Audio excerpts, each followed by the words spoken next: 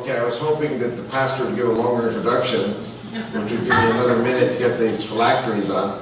How many people have never, ever seen phylacteries before? Don't be ashamed. I mean, a lot of Jews don't even know what it is, so. Okay. I will say one thing. If you come to Israel on El Al or any airline, when the sun comes up, and they're flying into the sunrise always, and there are always going to be these Orthodox Jewish men putting on phylacteries.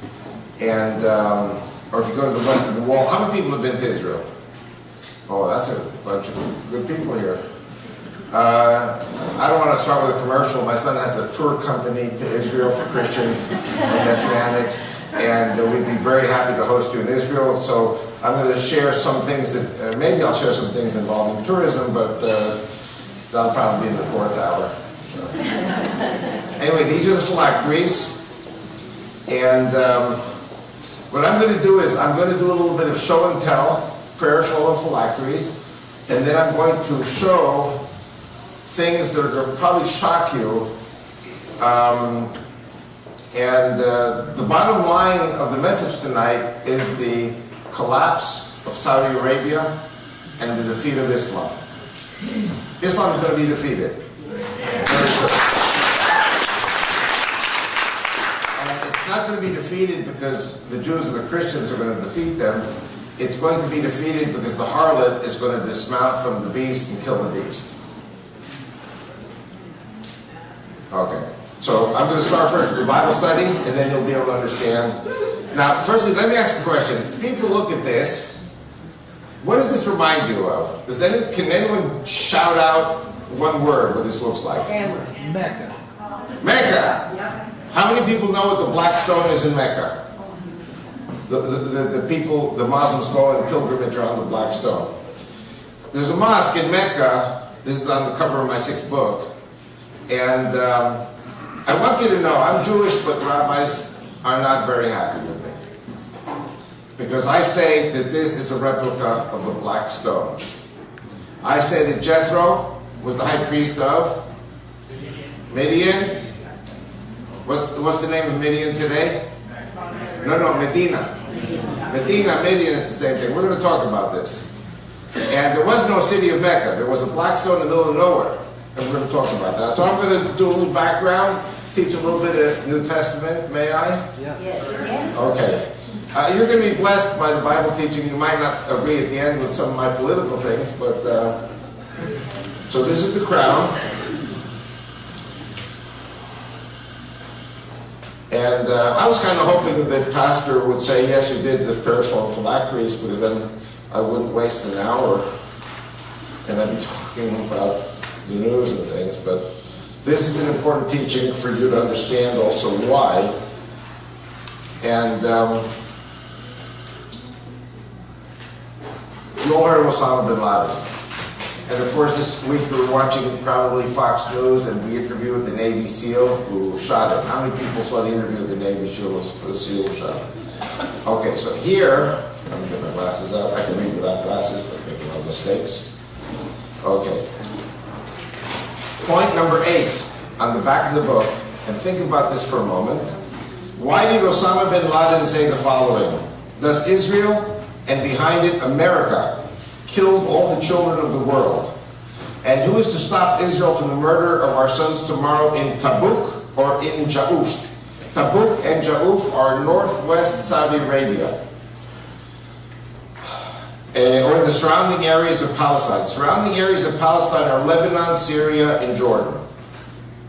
And what will the rulers of Saudi Arabia do if Israel starts to expand its unfair, unjust, and false settlements, which the leaders do declare as such, beyond its currently known boundaries, and says, quote, our borders, Israel's borders, extend to Medina.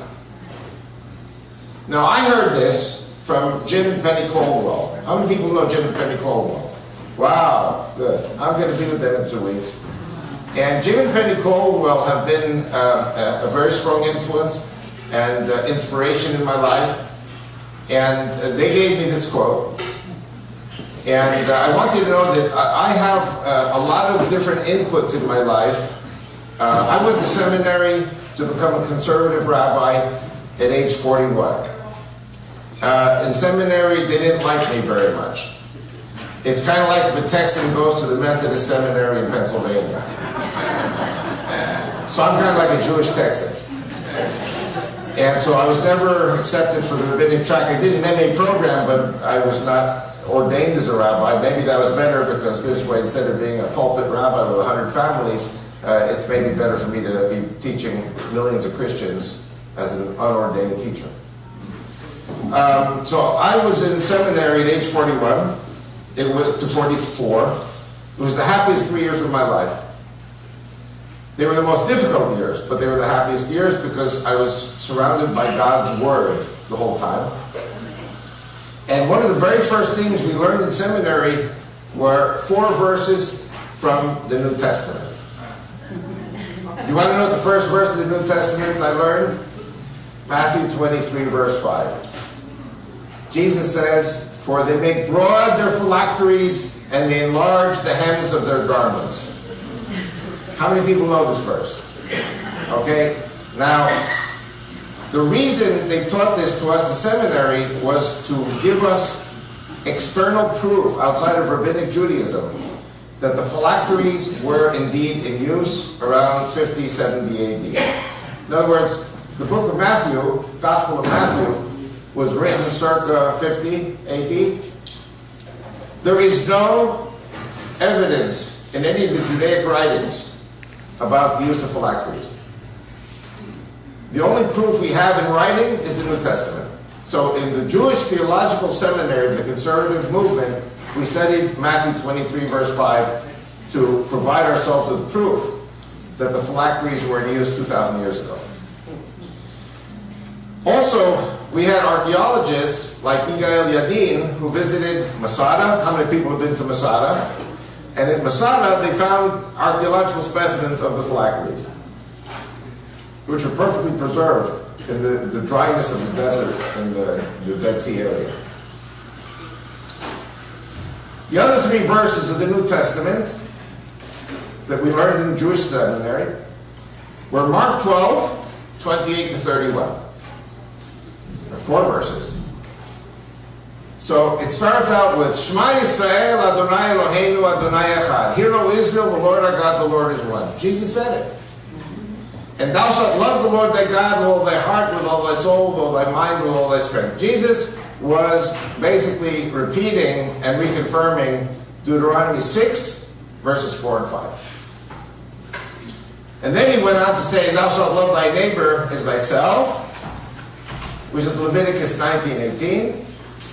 And then Jesus says, there are no commandments greater than these 2. So whenever I see Christians, I say, hey, what are the 2 most important commandments in the New Testament for every Christian? Love the Lord thy God, love thy fellow as thyself. So this you find in Mark 12, 28 to 31. Okay, now, so that's the phylacteries. This is all made of cowhide or goat hide, and we wrap them around the arm 7 times. And like I said before, this is on our forehead, between our eyes and our forehead, and on our left arm in front of our heart. Okay? So, I'm a troublemaker. And I asked the professor in seminary, tell me, when did we start putting on phylacteries? He said, oh, this goes back to Mount Sinai, to the 10 Commandments. And I got one of the reasons I'm not in seminary is because I said, no, it isn't. It's in Exodus 13. Exodus 13, we are still in our homes in Egypt. We have not yet crossed the Red Sea. We have not yet fled from Pharaoh, from slavery. So these phylacteries predate Judaism. Judaism only begins at Mount Sinai with the 10 Commandments. So anything before the 10 Commandments, and another thing that made the rabbis very angry with me, still does today, is I said, we were pagans. The Israelite tribes in Egypt, Joseph and his brothers. I mean, Abraham, Isaac, Jacob, and Joseph had special revelations of God. But in Egypt, in slavery, we were pagans, just like every other Egyptian. What were the gods of the Jews and the Israelites? The male and female bull and cow. They're clean animals. We were shepherds. What did the Egyptian people pray to? The eagle, the snake, the beetle, the crocodile, and all these other things which are not considered clean by us. We didn't pray to those things. We prayed to the male and female bull and cow. And this is documented by Jim and Penny Caldwell. And it's on the rocks in Saudi Arabia, etched in. And I got the copies of the pictures from them. It's in my book. And so rabbis don't like it when I come and say, guess what, we were pagans in Egypt when we were slaves. Did you ever ask yourself the question, why was Aaron the high priest not executed for the sin of the golden calf? And the reason he wasn't executed was because Moses disappears, goes up to Mount Sinai. He did not say, etched in stone, I'm going for 40 days and 40 nights and I'm coming back. He went up, he never came back. And 40 days and 40 nights, the people of Israel were getting very restless. Where's our Moses? And I'm going to say something else also, which is why I'm wearing the prayer shawl. I'm not wearing the prayer shawl just to show off. There are very important things involving the prayer shawl and the phylacteries, which if I didn't do it ever in this church, it needs to be done. And you're going to see how all this connects with Saudi Arabia. Okay. We were pagans.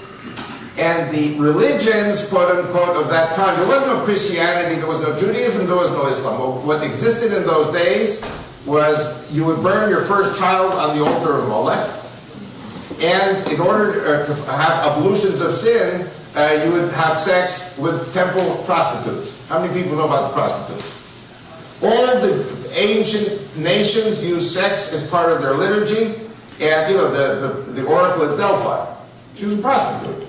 Okay, I mean today you call it a prostitute. In those days it was the oracle or whatever. But all these ancient nations, the Canaanites, the Egyptians, the Greeks, the Romans, the Babylonians, sex was at the heart of their religion, and so it was with the Israelites. So the Israelites, what had happened when Aaron built them the golden calf? Moses comes down from the mountain and he sees them having sex. Yeah, I don't know if you saw the Cecil B. DeMille movie, but there was a real orgy going on. And then Moses smashes the tablets. The word in Hebrew is mitzachek. We see this, the word mitzachek, when Ishmael sodomizes Isaac. How many people know that Ishmael sodomized Isaac? It's in my black book. I give the whole explanation about what Ishmael did, why Sarah demanded that Abraham send him away. We see this with Rebekah and Isaac when they went to Gerar, and the king Avi Lipkin saw them sporting. King James says sporting. Isaac said, "That's my sister," and so Avi Lipkin said, "That's not your sister. Verily, that's your wife." You see, it was peeping Tom. He looked through the window, saw what they were doing. He said, "Brother and sister shouldn't do those things." And then you know, of course, the story about Joseph. He was sold into slavery in Potiphar's house. And, you know, the Bible is a very X-rated book, I'll have you know. And Potiphar's wife tries to seduce him. He leaves his cloak in her hands. And so she calls her husband and all the people in the household and says, "Why did you bring this Hebrew slave to mock us sexually?" Meaning the same thing, to rape us, basically. Yeah. Okay, so there are a lot of things I usually, the 5 deceptions of Islam. The point I'm saying is, why do Jewish men wear the prayer shawl? The answer is in Numbers 15, 37 to 41. Numbers 15, 37 to 41, and in a moment you're going to understand the miracles that Jesus performed with this. Okay? Numbers 15, 37 to 41, God says to the children of Israel, speaking to the children of Israel, tell them to put on fringes on their clothes, and the purpose of the fringes is to remind the Israelites not to go whoring after the other gods. Because all the other gods of our surrounding nations were prostitution gods. Are you with me? Where do you find this in the New Testament? Acts 15, Acts 21. There are 4 commandments for Christians. If you're not under the law, as the Jews are, what do you keep? You don't eat meat offered to idols. And I also talk about halal Islamic meat. You do not buy halal Islamic meat because when they slaughter the animals, they offer it in the name of Allah.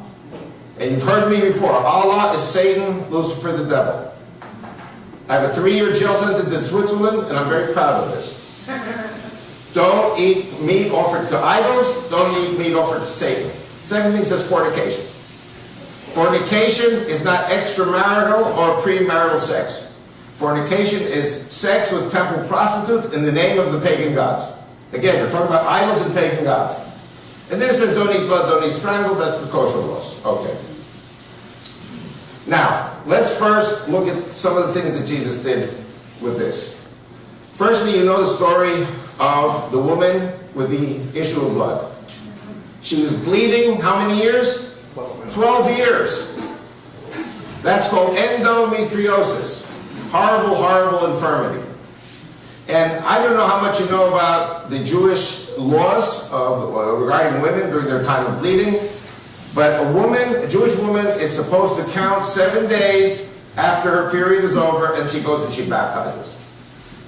So that 7 days or whatever day she has her period, and then 7 days after, her husband cannot touch her. If her husband touches her, he gets the cooties. If he has sex with her during her bleeding, he's unclean 7 days. So this woman was bleeding for 12 years. Can you imagine 12 years her husband couldn't touch her? Probably divorced her. She couldn't touch her parents or her children. You can't sit on the same stool. You can't sleep in the same bed. Anything she touches, you touch it, you get the cooties. Cooties is a Jewish word. So this woman who was bleeding 12 years was just as bad as a leper. Can you imagine living 12 years without touching anyone? Horrible. Now, you see the front fringes? It's about a yard in front of me. You all see the front fringes, a yard in front of me? If you look at the back fringes, this goes back like 2-3 yards. Now, you have to remember, Israel's a windy place, and kind of like Amarillo. And Jesus is walking through one of the alleyways of the old city. And does Jesus lead from behind? No. Forgive me for this. He was leading his disciples, or they were alongside him. This woman comes up from where? From behind him. So you have to remember, it's windy. This is flapping in the wind. And this woman nicks the edge of the fringe 2-3 yards behind him. And Jesus says, who touched me? Because I feel virtue has gone out of me. Why? He got the cooties from her. She was bleeding, she touched it. Now where do you find this in Leviticus? Leviticus 15:19. It's a whole chapter. It explains, even men, for example, if they, you know, the Torah is a very medical book. If a man has any fluid coming out of his body, he's unclean also for 1 day. But women bleeding is 7 days. Okay. So she touches him. Now Jesus should have been really angry with her. What did he say to her? Thy faith hath made thee whole, go in peace. Okay, so because she touched the fringe of the prayer shawl, she was healed. This is a holy thing for every Jew. And it was holy for Jesus too. Now, you remember the story about the young girl who was given up for dead, and Jesus does to her what Elisha did to the young boy. Don't forget, Jesus was a rabbi. All rabbis were doctors. They were trained as medical men. The Torah teaches these things. And so Jesus, like Elisha, lies down and performs CPR. In other words, Elisha did it for the boy. Jesus did it for the girl. And he says to her, Talit takumi. This is Talit. Takumi means get up. By the power in me of the Talit, get up. She gets up. So understand, Talit is the prayer shawl. Are you with me? So this we know Jesus did in the miracles. I'm trying to explain to you the miracles in the New Testament from a Judaic perspective so you understand the greatness of this. Makes it even more profound. Okay, so this I'm going to take off right now. Otherwise I'm going to heat up. This is like a blanket. The Mexicans got the poncho from the Talit. You know? Now, this thing here, Jesus says they make brother phylacteries. What does that mean? It means this thing comes in 3 sizes. Size A, size B, and size C. This is the size B. This costs $400. Size A, which is the smallest size, is $200. And size C is $600. It's the broadest one. So what Jesus is saying? They made brother phylacteries to be seen of men. If you got 600 bucks, buy the 200, maybe the $400 one, but the rest of the money give to the poor to eat because the people were starving. But Jesus never said, don't put these on. Okay, now how do I know that Jesus put these on? I was on a flight from Tel Aviv to New York. I was studying at the seminary at the time. I was also studying classical Greek at Hebrew University. And I get on the plane Saturday night, and the president of my synagogue was on the plane. And we were both in synagogue in the morning, and I didn't know he was flying. He didn't know that I was flying. And when we saw each other, you know how it is on the plane. You start talking, and about 20 people all around you hear every word you're saying. So all of a sudden, a guy about that big gets up. He's a Greek Orthodox Christian priest. But he wasn't dressed as a Greek Orthodox priest, he was dressed civilian. He says, I've been listening to you for the last 15 minutes, and I want to talk to you right now. Grabs me, boom, sits me down. It was the nicest flight I ever had, because I was comparing Jewish liturgy and ritual with him, and he was comparing Greek liturgy and ritual with me, which made me very interested. I just enjoyed very much. So I showed the Greek Orthodox priest the phylacteries, and he looked at them and said, wow, this is wonderful. You know, we Greek Orthodox Christian priests also put on phylacteries. Not exactly like this. They look a little different. On the arm, it's a latchet type of phylactery. And I said, why do you put on phylacteries? That's a Jewish thing. Why do the Greek Christians put them on? He said, Jesus Christ put on phylacteries, and we emulate his life. We put on phylacteries. Wow. So what I'm sharing with you are things that, from my personal life experiences, which you don't even learn in seminary sometimes. I'm collecting pieces of a jigsaw puzzle to give you a clear picture. Okay, so you see this, and what I want to do now is go back to seminary and talk a little bit about these phylacteries. Talk about Moses. How many people know that Moses was a general in Pharaoh's army?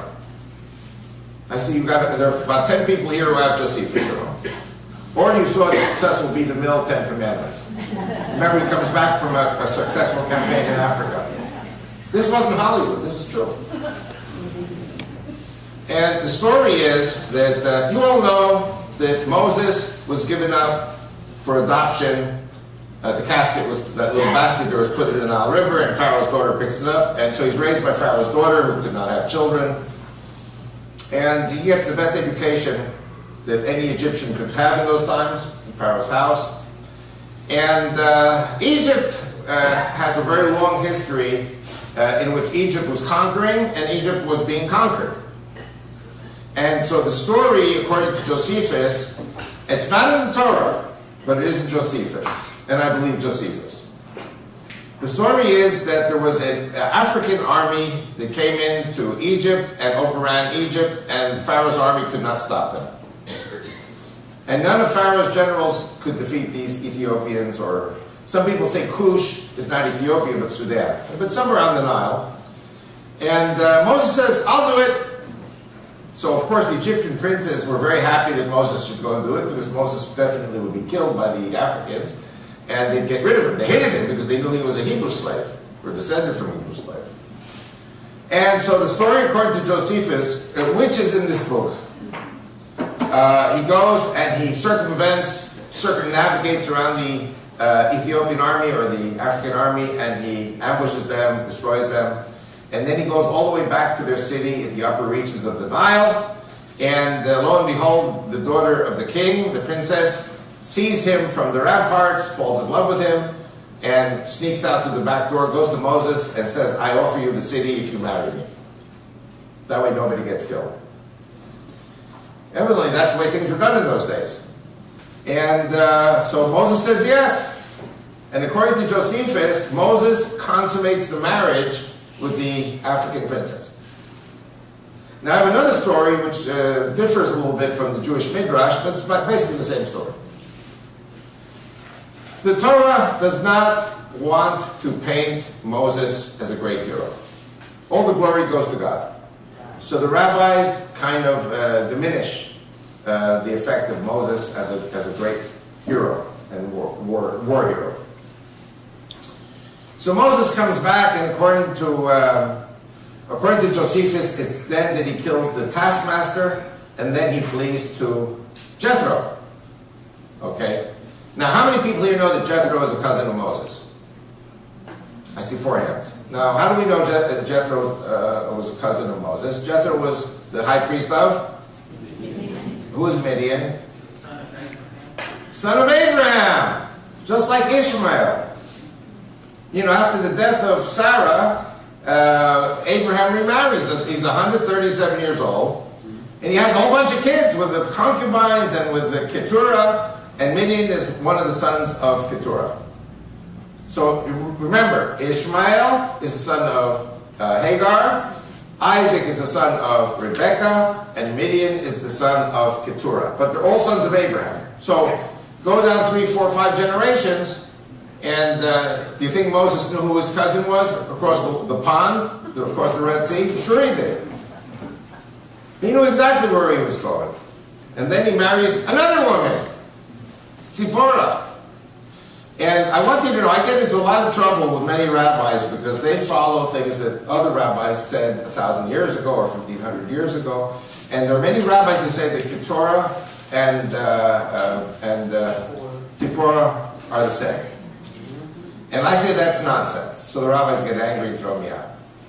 I said, no. You see, what does it say about the woman, the Cushite woman? Cush is Africa. Zipporah was a cousin. She was the flesh and blood of Moses. Are you with me? Moses had two women, 2 wives, at least. You remember Miriam speaks badly about the Cushite woman? She gets leprosy. So, you know, I speak a lot in black churches, so I say, you know, you don't mess with the black women, you know, because you're going to get leprosy. You know, everything's funny. Everything has to be funny. So Moses had 2 women, and then he goes, he's a shepherd for, he has his cooling off period, he's a shepherd for Jethro. I say in Arabia. Why do I say Arabia? Why do I say that Midian is Medina? First, you look at the roots. In Hebrew and Arabic, Medina, Midian, it's the same roots. What's one of the names of Medina in Arabic? Yathrib. Yathrib is Jethro. The Muslims call Medina Jethro. And my wife and I are very romantic. And instead of watching blockbusters or Netflix, we watch the Arabian and Egyptian news. And the imams say, we know that Moses, Aaron, and Jethro were here at the Black Stone. You know, like, rabbis don't watch this stuff. My wife and I do. Because my wife is an intelligence gatherer, and she watches everything they say in Arabic. Now, of course, you all know that Moses is a Muslim. And Jethro is a Muslim. And Aaron is a Muslim. That's what the Muslims say. But so is Jesus. Jesus is a Muslim too. How many people know Jesus is a Muslim? Jesus is coming back a second time as an Arabic-speaking Muslim warrior to slit the throats of the Jews on Saturday and the Christians on Sunday. We've covered this in past meetings. So, he's about 80 years old. He sees the burning bush. And God tells him, go back to Pharaoh. And of course, Pharaoh thinks he's God. And confront him. And again, don't forget, we are slaves in the land of Egypt 450 years, 430 years. There is no Judaism. We're shepherds, and our religion is praying to the cow and the bull. We pray to those animals because they are our animals. Okay? What's the symbol of slavery? The pyramid. The triangle. And my contention, I'm the only person in the world who's saying this, by the way. It's in my book. Rabbis think this is crazy, but I think it makes perfect sense. And I think you will see very soon it will be discovered that what I'm saying is true. What is the symbol of freedom? The cube. Why do I say this? What does Moses say to Pharaoh? Moses says to Pharaoh 6 times, let my people go. 6 times. But the first time is different than the other 5 times. The other 5 times, let my people go so that they may serve the Lord in the desert. But the first time says, let my people go so that they may go around in circles in the desert. Now, going around in circles is my interpretation because it's in Hebrew. Okay, now the King James, which is what the Jews use, King James, good Jewish guy, is let my people go so that they may celebrate the Lord in the desert. And it's true, it is celebrated, but it is also go around the circles. So let's do a little Hebrew and Arabic language course now. What do you call a pilgrim who goes to Mecca? Starts with an H. Hajj. Hajj is a Muslim who goes around the Black Stone how many times? 7 times.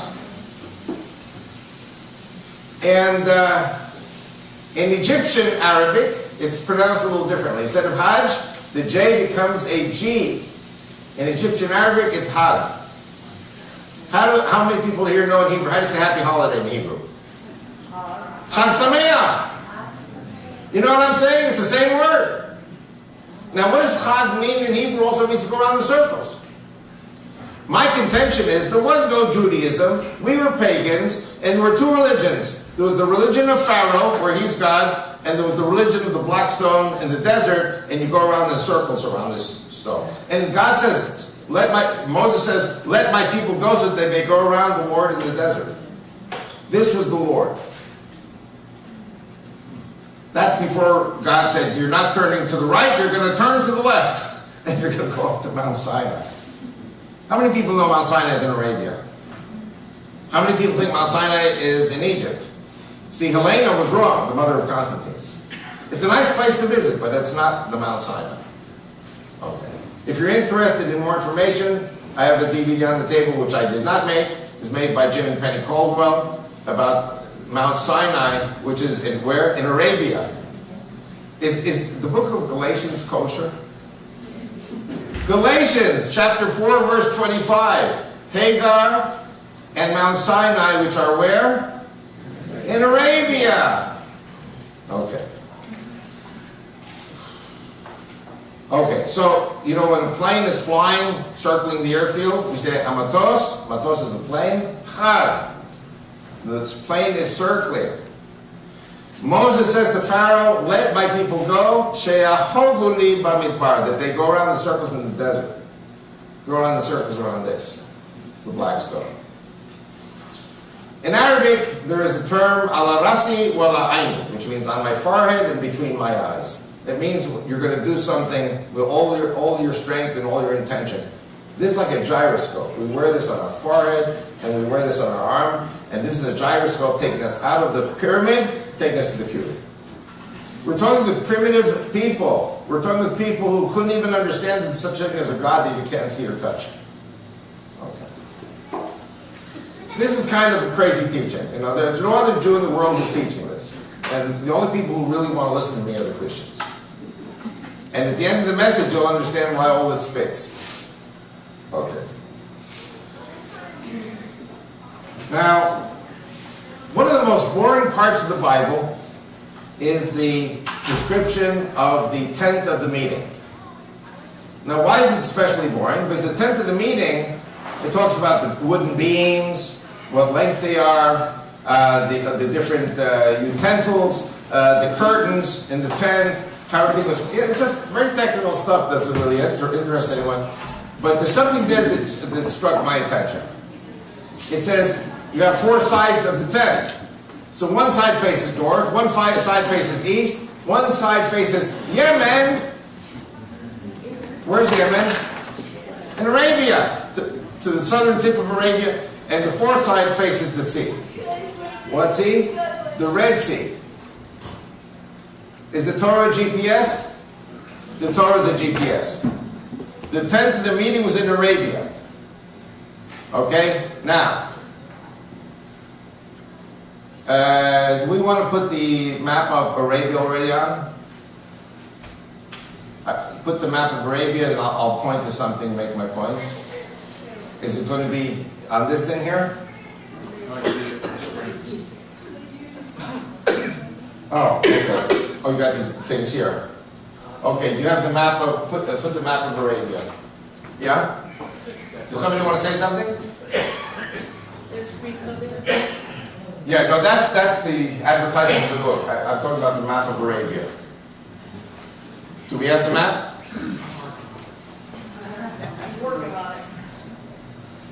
Okay, now what I'm going to show you now is the real intention that I have for this meeting tonight. Okay, this is not... Can we get it bigger? What I want basically is Turkey to the north, Yemen to the south, Iran to the east, and Egypt to the west. Is there any way you can focus in on that?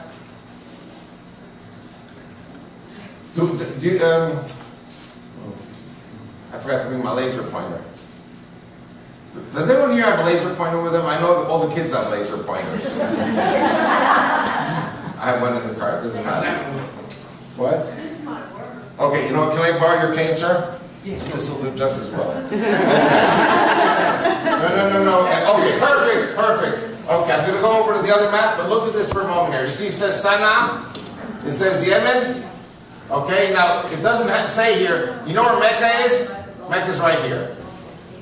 So the tent of the meeting, my contention is that the tent of the meeting is here, and to our backs is the Red Sea. Did you see it over there, or should I go over here? Okay. Here you have Saudi Arabia. Mecca is right here, opposite the Egyptian and Sudanese border. Yemen is here. So when the Torah says to make the tent of meeting with the Red Sea to the back and Yemen to the right, it means you're right here at Mecca. Okay, thank you. Now, one of the things, I'm going to give you the bottom line of my message tonight to ruin everything. Then we're going to build up to it. You know, like Hollywood, they show you the end of the movie and then they have flashbacks. See, Saudi Arabia is controlled by Sunnis. Yemen used to be controlled by Sunnis. And Yemen has been taken over by whom? The Houthis. You ever hear the Houthis? No. They're Shiites, Shiite tribe, backed by Iran. So they're down here now. And Mecca is here. It's a coastal highway. The Iranians can take Mecca in 24 hours. Isn't that wonderful? Don't you get this in your news? The Shiites take Mecca, the Pandora's box is open. All the Muslims are going to pour into Saudi Arabia to kill each other. Isn't God wonderful? Okay. So let's go back to the Bible a moment. Okay. Now, the reason I say that is because how many people know 2 Chronicles chapter 20? 2 Chronicles chapter 20, I was taught this by a Christian, by the way. 2 Chronicles chapter 20, 3 armies march on Jerusalem, besiege Jerusalem.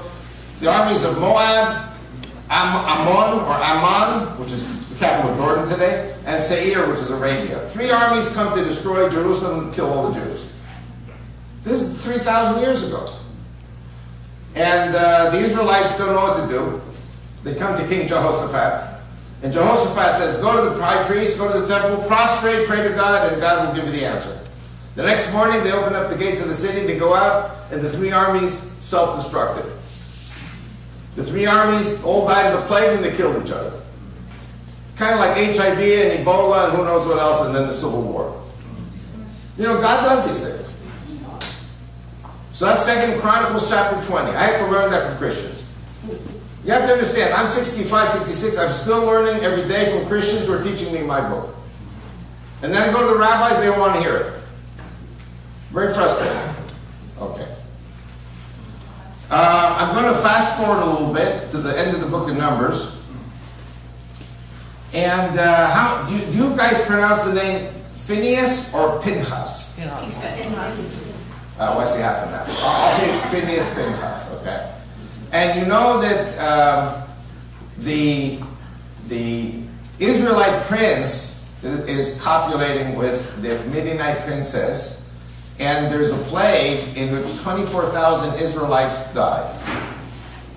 And Phineas Pinchas takes his lance, and he rams it through them in the middle of the sexual act, and the plague stops. Again, remember, the religion of the Midianites was sex.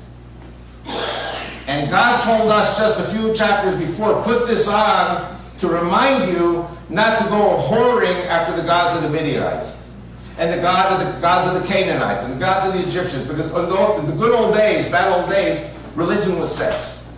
And God said this is an abomination. Okay, this is a very simple message, and the people there were very simple.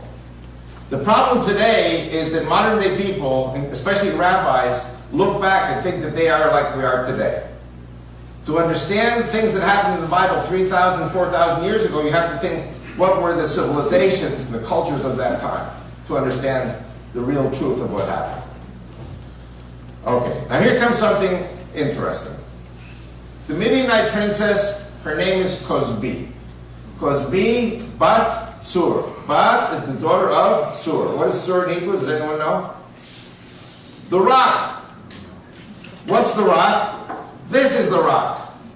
Her father was the chieftain of the black stone. This is according to my theory. Then a few chapters later, towards the end of the book of Numbers, 5 kings of Arabia come with their tribes. There's a big war with the Israelites, and they all get killed. And Balaam gets killed too. You all know that Balaam gets killed also. And who gets killed? Tsur, the father of this Midianite princess, prostitute who was killed. Okay. This leads me to the next question. Does anyone know where Jethro was buried? If you have Josephus, you can find it in Josephus. If you get my book, it's a little easier. Correct. Jethro is buried in Israel. Do you know where in Israel? Just to the west of Tiberias. He is known as the father of the Druze. How many people heard of the Druze in Israel? Druze are very special people. They're descended from Jethro, which makes them cousins. Of course, Ishmaelites, the Arabs, are also cousins. The Druze are descended from Jethro. I don't know if you remember, but Moses says to Jethro twice, come with us to the land that God has promised. First time, Jethro says, no, I have a day job. What's the day job? He's the high priest of the black stone. That thing goes back to time immemorial. The second time Moses invites him, he doesn't answer, but he goes. Why does he go? Because he's the father-in-law of Moses, this crazy leader with slaves that came out of Egypt and killed the kings of Arabia. So, Jethro had to get out of Dodge. Jethro, by association, was a traitor. He had to leave, and he had to go with the Israelites. I mean, these are all, when you read the Bible, when you read the Torah, you have to read between the lines.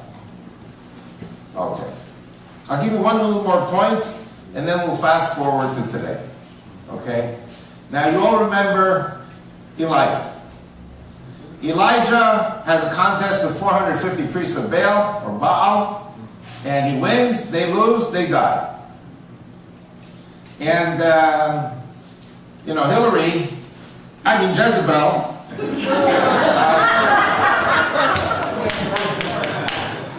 Jezebel says to Ahab, you tell that Elijah what he did to the 450 priests of Baal, I'm going to do to him.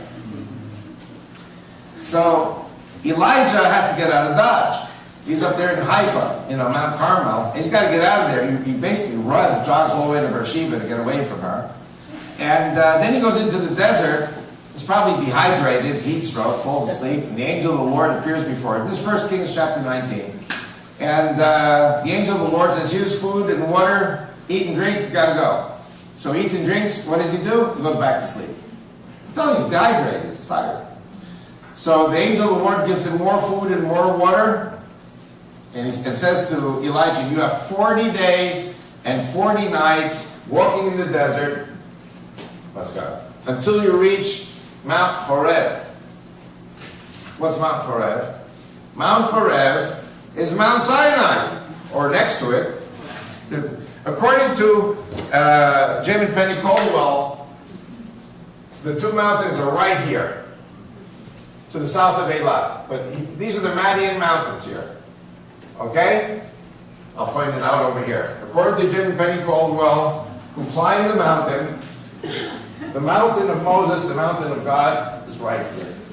It's just like 200 miles south of Eilat. And 40 days, 40 nights, walking in the desert, you make it. I'm very appreciative, sir, that you came tonight. Okay, so that's the Bible lesson. Prayer shawl, phylacteries, Arabia. Okay. What I want to do now, let me get my watch out, because otherwise I'll go till midnight. I mean, Pentecostal churches, it's okay. Okay, so 7:20. So now what we're going to do is we're going to look at what is happening now. And I'm going to share some very crazy things tonight. Good. Let's start with Economics 101. Firstly, how many people remember when I taught about the Dallas Council on World Affairs? 1, 2, 3, 4. I see like 11, 10, 11 hands. 12 hands.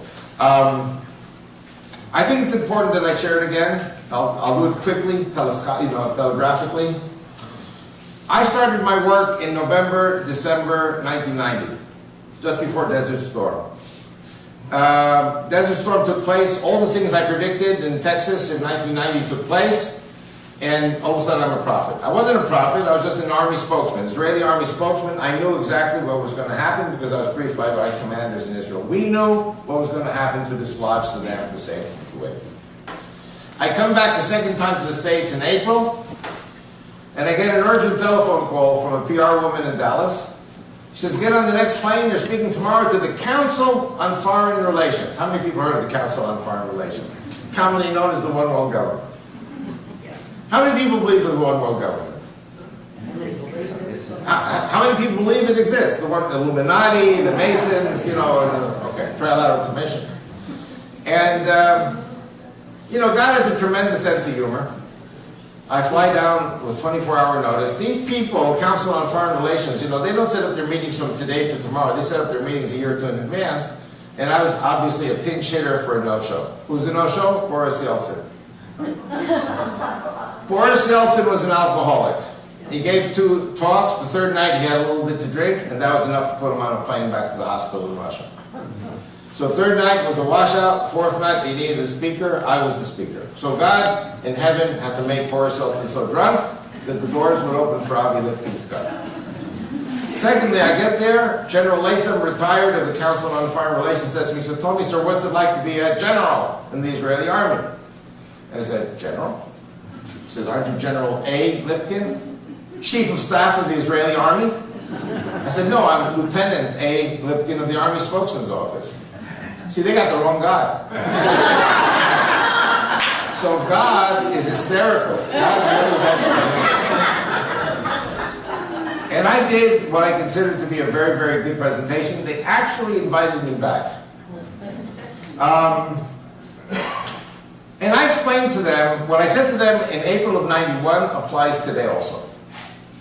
We're talking about 23 years ago.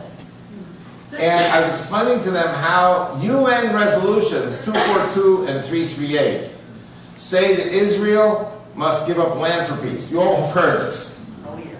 Okay? Now, the media in America today points out giving land means giving all the land. But that's not what the UN resolutions say.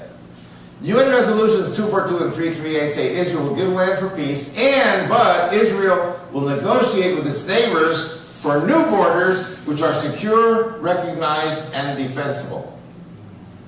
If you want to go home, check it out. UN resolutions 242, 338. So, if UN resolutions 242, 338 say that Israel must negotiate for new borders, does that mean that we go back to the old borders? No, but that's what the State Department says. That's what the presidents, the Democrat and Republican, are saying. Even George W. Bush was saying, Palestinian state in 2008. Right. Was there a Palestinian state in 2008? No. Will there ever be a Palestinian state? No. Never. We say, there's a saying in Arabic, when my eyes will see my ears. And I thought these people were Christians. They're dressed like Sunday best, tie and jacket and everything. And I said to them, and Jesus lived in Nazareth, and he walked down the east side of Nazareth to the Sea of Galilee. How many people know there's something called the Jesus Trail? You can walk exactly the path that Jesus took 2,000 years ago down to the Sea of Galilee, where he went down to Capernaum, to the fishers. It's about a 2-3 hour hike. And then Jesus walked down the Jordan River and he baptized in the Jordan with John the Baptist, who of course wasn't a Baptist. Oh, come on, you gotta like it. And then Jesus, after he baptized, he walked 5 hours up to Jerusalem where he officiated the temple. Jericho, on the Jordan River, was a city of high priests. They would always baptize in the morning, and then they'd walk up to the temple. Tough walk, 5 hour uphill. Okay. And I explained to the people of this forum that you can walk to Jerusalem in 3 hours, you can jog in 2 hours, especially if you're an Islamic commando, and you can drive in a tank or a half-track or a car in 20 minutes, and you can fly from Amman and bomb Jerusalem in 3 minutes. That's how small the country is. That was my message. I said Israel must not give up half of the Golan that we still have. Israel must not give up the Jordan River as its eastern border. And Israel mustn't give up Gaza. Didn't we give up Gaza? Didn't we fight 3 wars since we gave it back to them? Do you know what the definition of insanity is? When you keep making the same mistakes over again, thinking this time the result is going to be different. So we got some crazy people in Jerusalem. Trying to make peace with people who have absolutely no intention of making peace with us. Okay. Okay. And the good people in Washington, D.C. support these crazy people. It's also known as ISIS. Hamas, ISIS. Okay. Just don't lose your heads over it. That's all. So we had dinner, and then they said, okay, our turn to talk to you. They said, Avi, you're a good speaker for Israel because you're an American-born Jew. You don't speak with a funny Israeli accent. We understand every single time to say it to us. You know how Israelis so funny? And then they said to me, here in Dallas, you know, we don't like funny accents. And we don't like Russian accents or Yeltsin or Arabic accents of the princes. We don't like Jewish accents. We don't like, you know, Queen's English from Oxford, you know, because they bring in people from the United Kingdom. And you speak like a Yankee from New York. You speak clear English, so you're a good speaker from Israel. But you know what your problem is? You don't know realities. Reality number 1, Israel is all alone. America is tired of paying for your wars. We're not going to pay for them anymore. We gave you an airlift in '73 during the Yom Kippur War. We're never going to give you an airlift again. Therefore, and we don't care about your resolutions 242 and 338. You're going to make peace with the Arabs because we told you so, and nobody's going to stand with you. Number 2, and this is the punchline to my entire message, what I'm going to say now. So, they said there's only one thing that made America great, and that's the barrel of oil. The steady price of oil, steady supply of oil, and we're not going to let the Jews get in the way of that. Is that clear? And I was in shock. I was shell-shocked. I didn't even answer them. There were 2 Christian couples there that night, my guests that night. And one of them got up shaking, and he looked at the people in the room and said, you call yourselves Christians? Americans? You say what made America great was the barrel of oil? You should be ashamed of yourselves. What made America great was not the barrel of oil. What made America great was Jesus Christ. Amen. I'm not expecting you to be Pentecostal. Okay. And you're not Presbyterians either. You know, frozen chosen. Hey, listen, I've been there. I learned a very important thing that night. That there are 2 Americas. There is America which is Christian, and there's the other America which is anti-Christian. 70% of America is Christian, but the people in Washington are not Christian. I'm sorry to say it. I don't know if you know this or not. 70% of America backs Israel, population. 80% of your Congress backs Israel. Democrat, Republican, is you know, bipartisan. U.S. military sees Israel as an ally. But the White House and the State Department are in the hands of the Muslims. That's right. I want to go back a minute to World War II. 6 million Jews died. It is true that the Nazis killed them. But there were 2 other sides to the Holocaust. There were the Muslims and there were the Allies. The Muslims said to the Nazis, you kill the Jews, we're with you. The Muslims said to the British, Canadians, and Americans, you deny the Jews visas to escape the Nazis, we're with you. How many people remember the ship to St. Louis? There was a ship, a refugee ship from Nazi Germany, May 1939, carrying 900 Jews to Cuba. Breckinridge Long, Under Secretary of State for visas, under Hull and under Roosevelt, calls the Cuban government and says, do not allow the Jews to get off the ship. Send them back to Europe. Cancel the visas. The ship then comes back to the United States off the coast of Florida. 3 different places. The Coast Guard circles the ship to make sure nobody jumps ship and swims to shore. Then the ship continues to cruise northward past the Canadian Maritime Provinces, and I think it was hundreds of Baptist pastors in Canada asked, begged Mackenzie King, Prime Minister of Canada, to at least allow the children off the ship. Mercy for the children. And Mackenzie King said, one Jew is one Jew too many. The ship went back to Antwerp. World War II had broken out, but Belgium had not yet been conquered by the Nazis. 800 of the 900 Jews on that ship perished in the Holocaust. Even at the end of World War II, after the death of Roosevelt, when Truman came in, Truman recognized the state of Israel.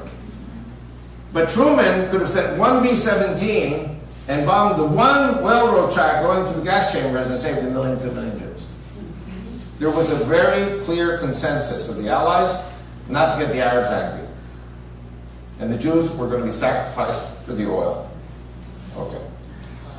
The reason I'm saying this is because if in the 66 years of my life, I kind of know what America's all about, and I know about the economy in America. I also know that there's something called osteoporosis of the American economy, in which a lot of capitalists pick up and leave this country and they put up factories. And usually they put up factories in Mexico, then Mexico became expensive, then they went to Bangladesh or China. So osteoporosis means your industry leaves, but instead America began to be blessed by the dot-com revolution, and America is basically a country of inventions and services, and somehow the American economy continues to move ahead. So we had a Jewish Holocaust. How many people know there was a black Holocaust? I'm not talking about slavery in America. I'm talking about Africa. There was a black Holocaust. 2 million blacks died in Juba, in the south of Sudan. 500,000 black Muslims died in Darfur. Has nothing to do with Jews or Christians. Slavery was never abolished in Africa. There are a number of countries in equatorial Africa, like Nigeria, Liberia, Sierra Leone, Ivory Coast, and they had civil wars between the north and the south. North was Muslim, south was Christian. Gaddafi backed the Muslims, and they slaughtered in each country hundreds of thousands of people. And nobody says, Rwanda, I think, was more of a, between Hutus and Tutsis. It had nothing to do with Islam so much. But that's maybe the only war that had nothing to do with Islam. You can't say the Muslims are responsible for every war. Almost, but not every war. So there is a Holocaust generated by the Muslims against the blacks in Africa. But that's okay also. See, in other words, you can kill the Jews, you can kill the blacks. Now, how many people know there's a Holocaust of Christians in the Middle East? 15 million Christians in the Middle East are either going to convert to Islam, die, or be banished, leave. Above and beyond the fact that it's a human Holocaust, I don't know if you realize it's the end of Christianity in those countries. 2,000-year-old churches are being destroyed by ISIS. And nobody cares. You know why? Because as long as you get the oil, steady price and steady supply of oil, they can kill the Jews, they can kill the blacks, they can kill the Christians. So the point I'm sharing here is the only thing that matters is the price of oil and steady supply of oil. Now, Jesus teaches us that either you serve the Lord or you serve Mammon. Mammon in Hebrew is money, mammon. So if you're serving Mammon, what are you? You're the harlot. Harlot, what's a harlot? Harlot is a man, a woman, or a system paid for services rendered that are not of the Lord. In my interpretation of Revelation, again, you'll forgive a Jew for trying to understand Revelation, but the New Testament's a Jewish book. I have nothing to do with that. Written by Jews, for Jews. And my contention is that this one world government, the people for whom I spoke in April of '91 in Dallas, these people worship Mammon. They worship money. They don't worship the Lord. So Jews are expendable, blacks are expendable, Christians are expendable, and very soon Christians in America are expendable. How many people know if you're a Christian in America, you're a terrorist? According to Homeland Security. Okay? How many people know that if you are a Bible believer, you're mentally unstable? According to Homeland Security. I'm not making these things up. And you will never hear anything from the White House about Islamic terrorism. You're never going to put the two things together. America has a problem. But I think, praise God, and I hope I don't offend any Democrats here, but I've been on a high since the elections 2 weeks ago. Because this is the beginning of a Christian revival in America, which America must have. Amen. And for Israel to survive, America must be a Christian nation. I don't want to think of the other America, because the other America killed 6 million Jews in World War II. Franklin Delano Roosevelt was a socialist Democrat. If America had had a conservative and a Christian as president in World War II, we could have saved at least 1 or 2 million more Jews. That's right. Okay. Now I'm going to start doing economics 101, the way I understand it. So you have osteoporosis, a lot of your industries leave, and what happens is you are more and more and more dependent on steady flow of oil from the Middle East. Now, praise God, you know, America now with fracking is self-sufficient. I think when this Keystone pipeline gets approved after the new Congress comes in, it'll make things even better. But America needs 2 things, now 3 things. One thing is steady oil flow. Secondly, when you pay the Muslims for the oil, they don't know what to do with the money. There's nothing they can do with paper, greenbacks. So what they do is they reinvest it back into the United States. So you need to get their oil, and then you need that money to come back in the form of investment. So they buy out your banks, they buy out your corporations, they buy out your media, they buy out your presidents, they buy out your politicians. And they even buy out some churches and synagogues too. It's called Chrislam. And universities. Okay, so basically, okay, I'm going to ask you a question. When I speak to tea parties, I speak a lot to tea parties. I always start with the question, how many people here think the dollar is going to collapse? Okay, so I see your hands going up. How many people think the U.S. economy is going to collapse? Okay, how many people think immigration is bad? Okay, so now I'm going to refute all these things. And let me explain. I would say this is the tea party. They love it. They want to kill me, but they love it.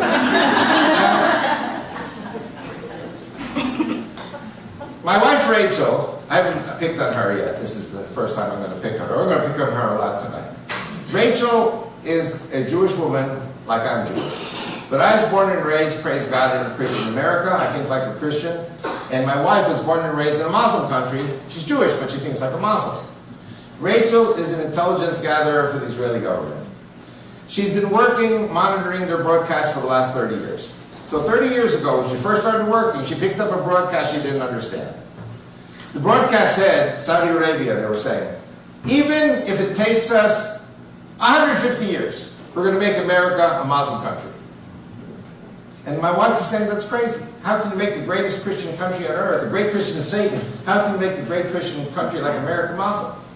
Now she listens to them, and they said, we thought it was going to take 150 years. We were wrong. It's only going to take us 30 years. America is going to be a Muslim country. And Obama said it. How many people heard Obama say America's the greatest Muslim country on earth? He's a prophet. That's where he's going. How many people saw... This is Southern Baptist, right? Pastor Carl Gallups made a YouTube about me and my wife, and it's called Saudi Plant, P-L-A-N-T. How many people saw it? Almost 5 million hits. I recommend you go home tonight and you put it on. Saudi Plant? P-L-A-N-T. Like a plant.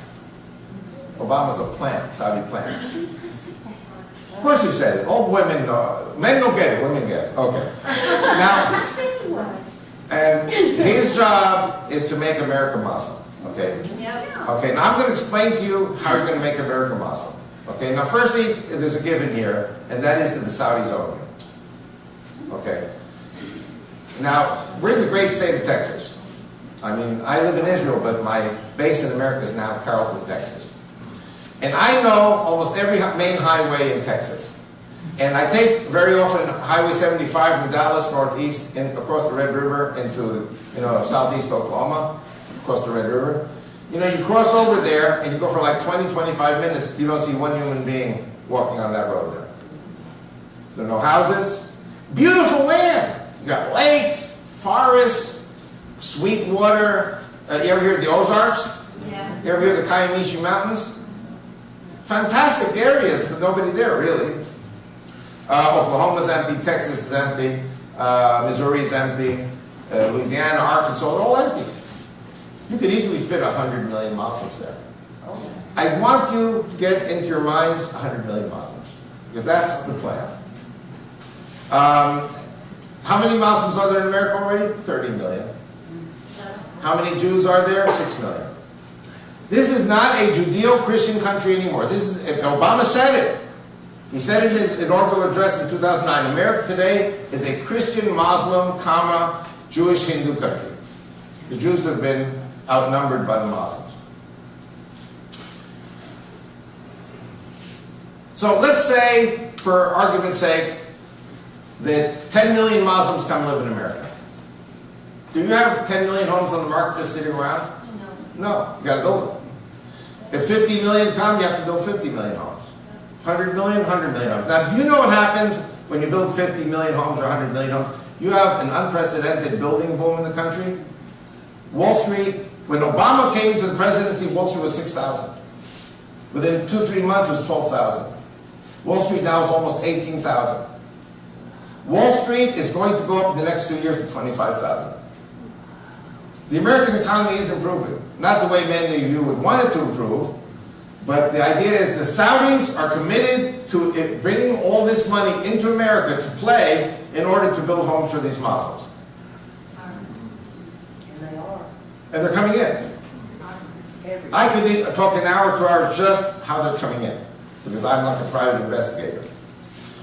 So, women were born private investigators. Question. Is it true that he was bringing them in by the airplane? Yes. Yes. Yes. You know what? Let me tell you my personal experience. The question is it true that these people are being brought in by plane? I was at Dallas-Fort Worth Airport maybe, I don't know, 10 years ago, 15 years ago. And I've been on the road 25 years preaching in churches. And I'm returning the keys to my rent-a-car, on the second floor of the rent-a-car thing there in Dallas-Fort Worth Airport.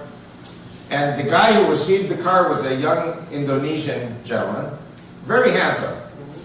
Very handsome, looks kind of like Tiger Woods, He's Indonesian too, by the way. And very nice. And I'm in a rush to catch my plane there at DFW. And all of a sudden, this Indonesian guy yells out, America's the greatest country on earth. And I stopped, and I turned around and I said, yes, I know. America is the greatest country on earth. Why do you think America is the greatest country on earth? He said to me, well, you see, I used to be a delivery boy in Indonesia, for FedEx. And one day I was in the American Embassy delivering boxes and packages, and an American Embassy official pointed his finger at me and says, hey, you want to go to America? There's a plane leaving tomorrow. Bring your parents, your brothers, your sisters, and bring all your friends. Let's fill up the plane. It's paid for already. We don't have passports. You don't need passports. No passport, no visa. We will process you when you get to America. Now you tell me, isn't America the greatest country on earth? Now there is an email circulating about a charter jet captain who quit because he knew he was flying in illegal. Charter jets flying in illegal Muslim immigrants into this country, they don't go to the terminal, they go to the end of the runway, and then 2 buses go out there, pick them up, and each person gets $3,000 and they're sent off to the north. Minnesota, Wisconsin, Maine, Michigan. I got 3 girlfriends, they're 75 years old. That's supposed to be funny. And they work for the trucking companies in Joplin, Missouri. Model market number 4, you have these truck stops there. There's every day 2 buses with Muslims coming in from Mexico, crossing Texas, and they stop there for their break in Joplin. Then they go up to the northern states.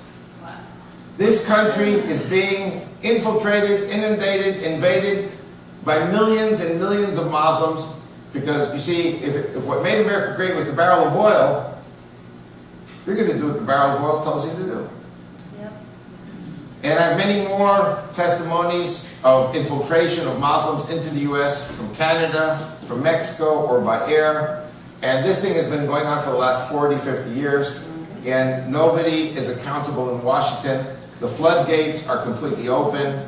And nobody knows, nobody cares, except maybe me.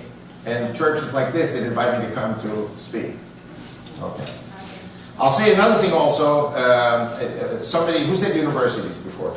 You said universities. So give me just, I don't want to waste so much time because the subject matter I want to cover tonight is not universities and Islamic infiltration. What I wanted to talk about is Saudi Arabia and how they're going to take over the country, and then Saudi Arabia collapses. Because ISIS, yes and no. I mean, you know, God has a plan. And God is not asking you or me. God does, I'm trying to figure out what is God trying to do. What is he trying to tell us? You take a university like Duke University, Chapel Hill, North Carolina. And they get a letter from, it's a good university, not Ivy League, but a good university. And they get a letter from some oil prince in Indonesia. And he says, I'm coming to present you with a check of $25 million. Is the university going to say yes or no? You all come down. So he arrives there in Chapel Hill and makes his dedication speech. He says, here's a check for $25 million. We appreciate this university. No strings attached. Enjoy it. You deserve it. And but we want to tell you something else also. We think that it would behoove this university to improve itself a little bit, and we'll help you. You need to have an Arabic language chair, an Islamic studies chair, and we'll give you another $25 million. What's the university going to say? Bring it on! So now the kitty's up to $50 million. And we know that you Americans don't know anything about Islam. We'll give you professors. What are Muslim professors? Missionaries. And we know that you need tutors to help your kids learn Arabic. So we will send you 500 young male students every year. Tell me, Pastor, I never spoke about this here? Yes. No. I did. How many people remember that I talked about it? Oh, okay. So maybe I'll make it short. Anyway, to make a long story short, 500 young male students a year. After 4 years, you have 500 freshmen, 500 sophomores, 500 juniors, 500 seniors. 2,000 young, hot-blooded male students, not girls, because they guard their Muslim girls, but Muslim men can marry American women. That's right. And if they marry American women, they have children. What is the religion of the children?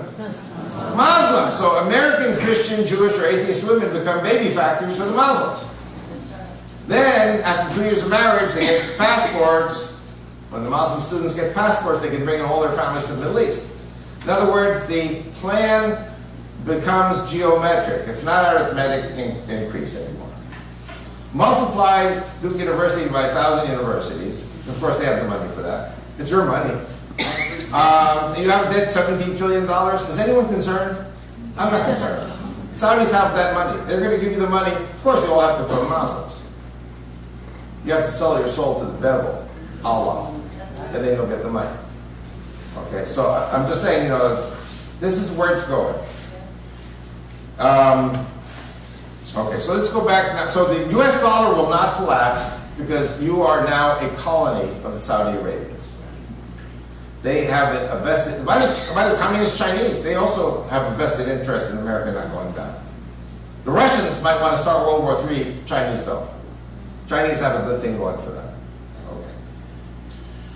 What I want to do now, I think I've made it clear that ISIS can virtually do anything it wants.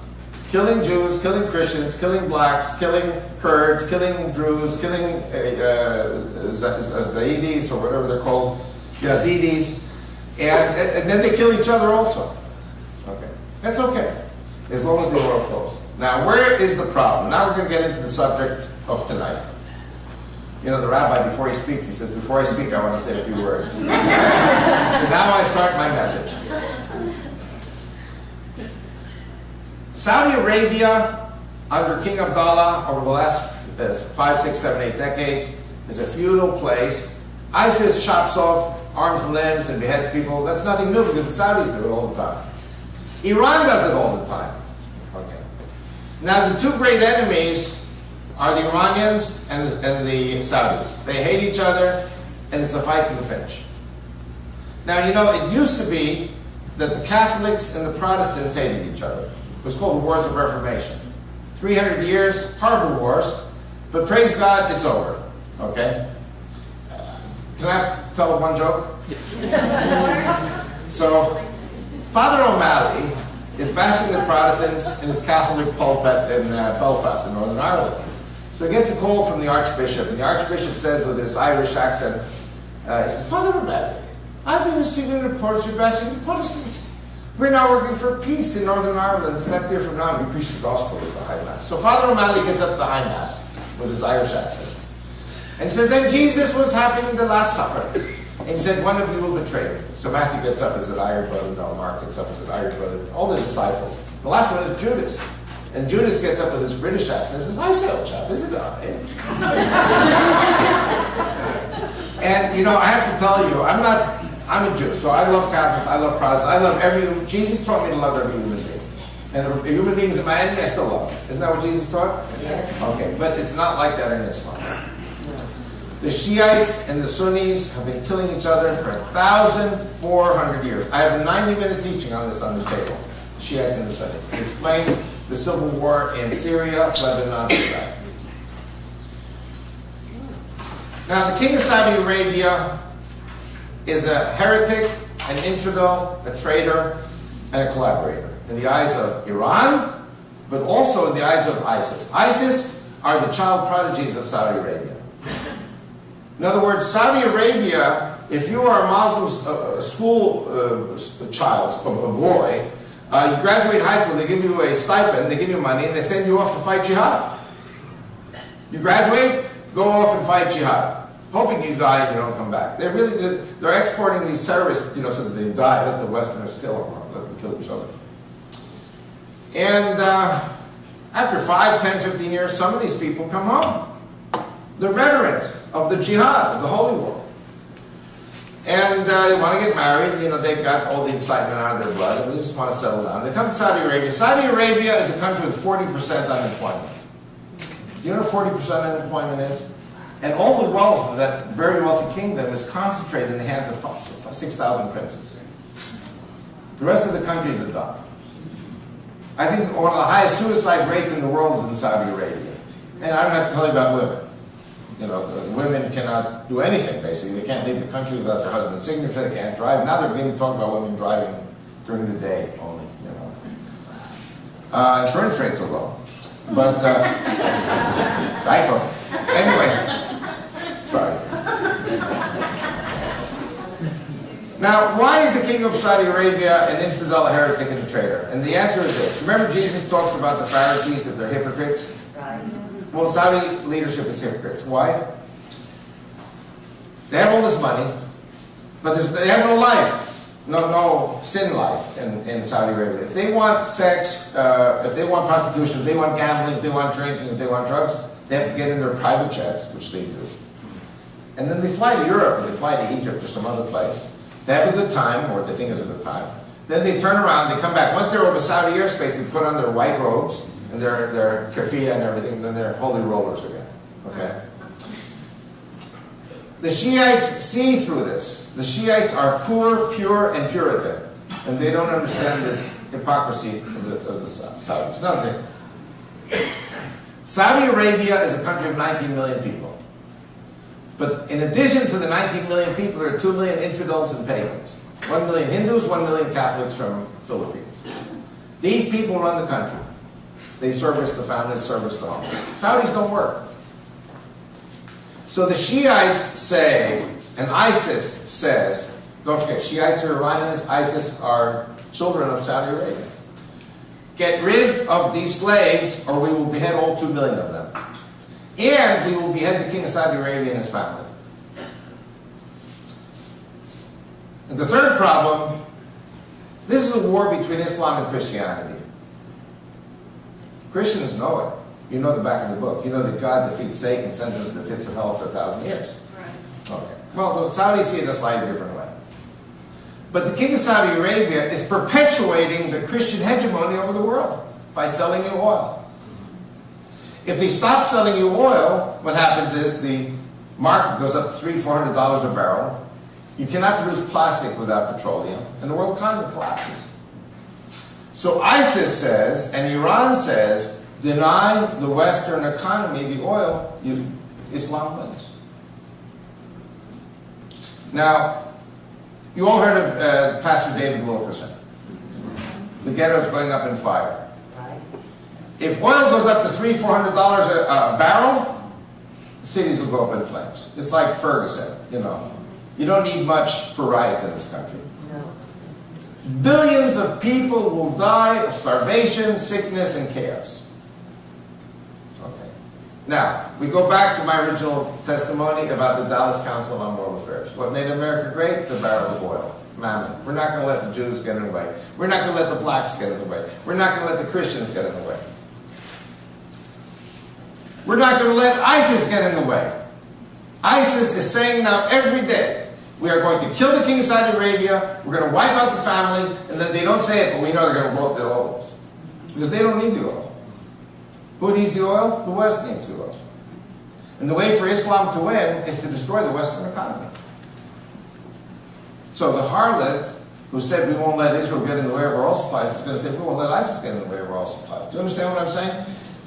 The harlot is going to dismount the beast, the dragon, and slay it. That's what I'm saying. Okay. So now, let's look again at the map. I need your cane again. Okay. Now, this is a very good map. I'll start over here, then I'll go back over here.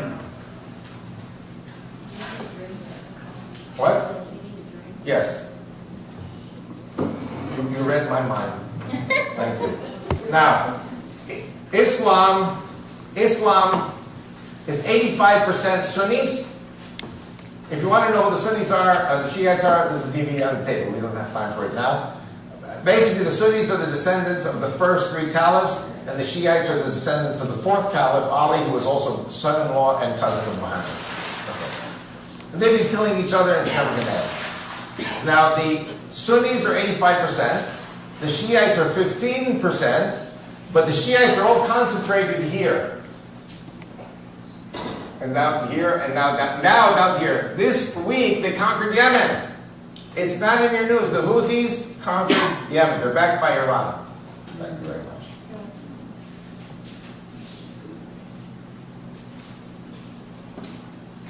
These areas along the coast are more or less 50-50 Shiite Sunni. What do you have there? The oil. And what has happened is Yemen was always controlled by a dictator by the name of Saleh. Saleh fell from power when Gaddafi and Mubarak fell in 2011. So now they have these generals and these people who really don't know how to rule. And the Iranians who are here are sending their ships over here and supplying the Houthis with everything they need, including advisors. Iranian Revolutionary Guards, who are like Gestapo. You know, they're like the top soldiers of the Iranians. So here, you have Mecca. There's a coastal road that goes down here. It's only about 300-400 miles. And this is now controlled by Iran. Iran controls this. Oman and the UAE and all these others are negotiating with Iran because America is radiating weakness. These countries cannot rely on the U.S. anymore. So they're trying to surrender and get the best deal they can with the Iranians. Because America is retreating. Okay, so now Saudi Arabia is surrounded here, here, here, and here by Shiites. And ISIS is up here. And my prediction is ISIS is going to come down into Saudi Arabia, quote unquote, to help the Saudis to defeat the Iranians and the Shiites who are here and here. And then when ISIS does that, they're going to kill the king of Saudi Arabia and his family. What percentage of, did you all see it from there? Okay. What is the percentage of the Saudis that support ISIS? Does anyone know? 92%. ISIS is the prodigal son of Saudi Arabian educational system. Jordan supports ISIS. King Abdullah of Jordan, King Abdullah of Saudi Arabia will be history very soon. And what I predict is going to happen is that ISIS will be pulled down from the north to help defend Mecca from the Shiites. And also Egypt, which is here to the left, right across the pond. Egypt is going to be called upon to send troops into Saudi Arabia to help the Saudis. And of course, Egypt is bankrupt, so the Saudis are going to help Egypt financially. And you know what else could happen? Saudis will say to Israel, come in. When Israel comes in, that's the end of Saudi Arabia. Because everyone's going to say that Saudi Arabia became really, really heretical, that they work with the Jews. There is like a secret alliance between Saudi Arabia and Israel regarding Iran. I also predict something's going to happen with Iran very soon, probably led by Israel.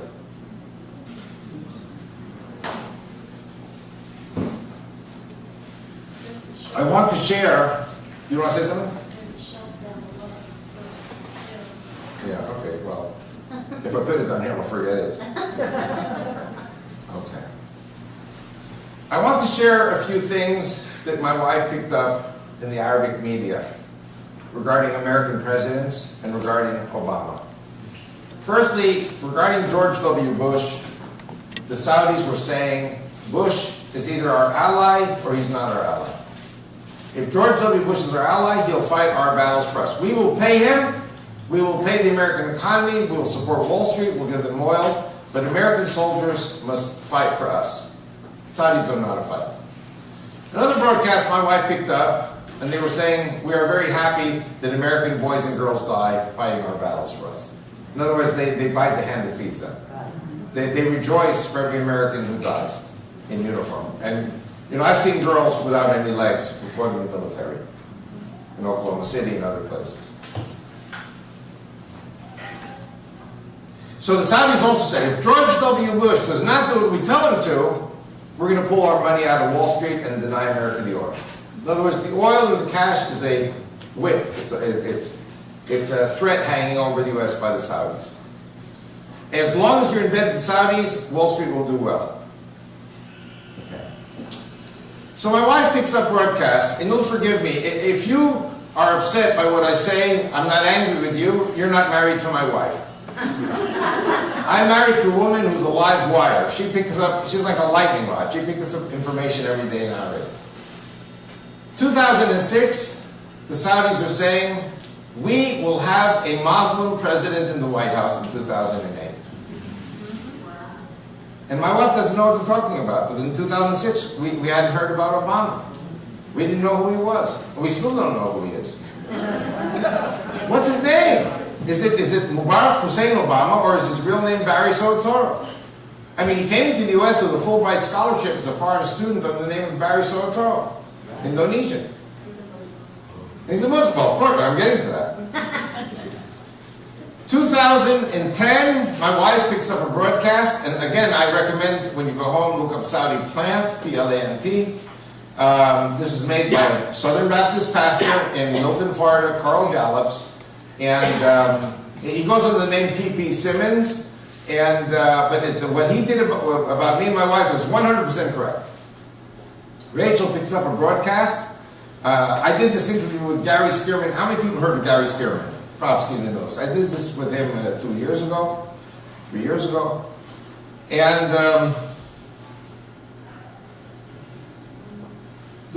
my wife was watching Egyptian TV, Nile TV, January 19, 2010, and the former Egyptian Foreign Minister Abu Ghraib is debating with Muslim Brotherhood representatives, and they're attacking him, they're attacking Mubarak. Mubarak is still in power, and when they finished, Abu Ghraib says, are you guys finished? Now it's my turn. I want to calm you guys down. You're telling us to start a war with Israel, break the peace agreement? Well, let me tell you, we in the Egyptian government know what we're doing, and when the time comes, we'll do it. And in fact, I want to calm you guys down even more, and to tell you that when President Obama was here in Cairo in 2009, he swore to me that he was a Muslim. That his father from Kenya, forget about the birth certificate, his father is a Muslim. What does it mean if your father's a Muslim? You're a Muslim. His father from Kenya was a Muslim. His stepfather from Indonesia, Soetoro, a Muslim of kind, Sunni Muslim. He was raised in a mosque and in a madrasa till age 11. How many people remember the Catholic Francis Xavier? Francis Xavier was the one who said, give me a child until 10 and I'll make him a man. This is a very famous Catholic saying. He was made a man. an Islamic man by age 11. It's in his book. That's right. And he said to the Egyptian foreign minister, I've got Obamacare problems and economic problems to deal with, but I swear when I overcome these problems, I swear I'll show the Muslim world what I'm going to do to destroy Israel. Obama is sworn to the destruction of Israel. My wife then picks up other broadcasts where the Saudis are saying Obama has 3 tasks. First, to destroy the Iranian leadership, the Shiite leadership of Iran, because the Shiite leadership of Iran is a big threat to Saudi, which is Sunni. Obama is Sunni. Secondly, destroy Israel. Thirdly, destroy Christian America. That's right. Make America a Muslim country. Now, why does Obama not want to go to war with Iran? Because he wants Israel to go to war with Iran. Israel has the expertise to do it, and then Israel and Iran will duke it out. Kill 2 birds with 1 stone. The Shiite regime is overthrown by an Iranian student revolution, and the Israelis are destroyed by missiles. Tens of thousands of missiles. The only thing left for Obama to do is make America Muslim.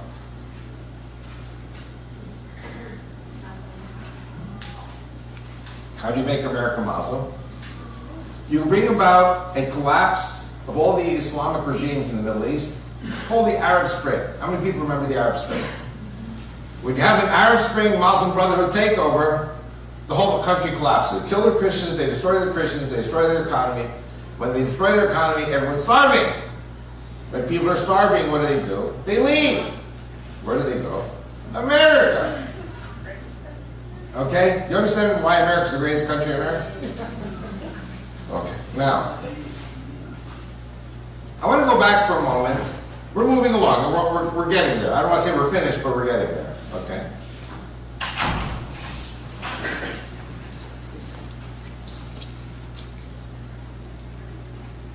Just lost my train of thought, you know. So we're getting there. Change subjects. Do you need to see? No, I won't see you guys if I say it. By the way, my brains are better when I'm standing. So. Okay, yes. Remember what I said at the very beginning? TSA says that if you're a Bible believer, you're mentally unstable. Okay? Now let me explain to you how I am mentally unstable. Okay? Isaiah 19, verses 1 and 2. Isaiah 19, verses 1 and 2. If I had come here exactly 4 years ago and quoted this, you'd think I was mentally unstable. 4 years ago, November 2010, Mubarak was still president of Egypt, riding firmly in the saddle. Gaddafi was riding firmly in the saddle in Libya. Ben Ali in Tunisia, Saleh in Yemen, and of course there was no civil war in Syria yet. What does it say in Isaiah 19, 1 and 2? It says, Egyptian will fight Egyptian, brother will fight brother, neighbor will fight neighbor, city will fight city. Was that happening 4 years ago? No. Avi Lipkin is mentally unstable.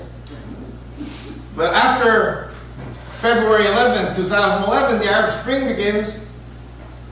How many people know why the Arab Spring began? Does anyone know? How many people heard about the fruit vendor?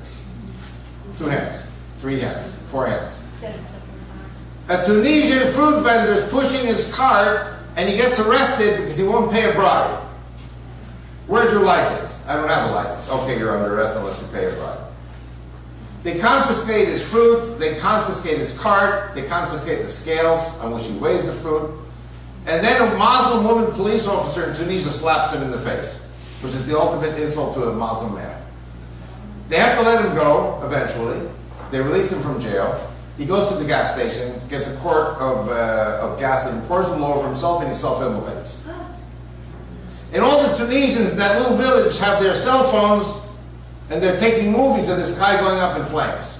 In minutes, all of Tunisia's up in flames. The next day, Libya is up in flames. Gaddafi gets killed. The next day, Egypt is up in flames. Yemen is up in flames. Syria is up in... God reshuffles the deck. You have to remember, Hillary was putting all this pressure on Israel, and then all of a sudden, nobody could touch Israel because the whole Arab Spring was upside down. Now they're putting pressure on Israel again. ISIS pops up out of nowhere. God reshuffles the deck. Okay. And they're beheading Christians. They're destroying the branch on which they're sitting, the Muslims. You know, I want to share something a little crazy. Nothing's been crazy. Everything's been boring until now. The Iranians, you know, they have missiles. Okay, you'll forgive me. I have to go over here. I think more people are here. Here's Iran. Okay? Israel can be hit by missiles from Iran. Okay? Does anyone know what I'm pointing to here? That's the Aswan Dam. Perhaps the Aswan Dam is maybe you don't. The Aswan Dam is here. And this is Lake Nasser.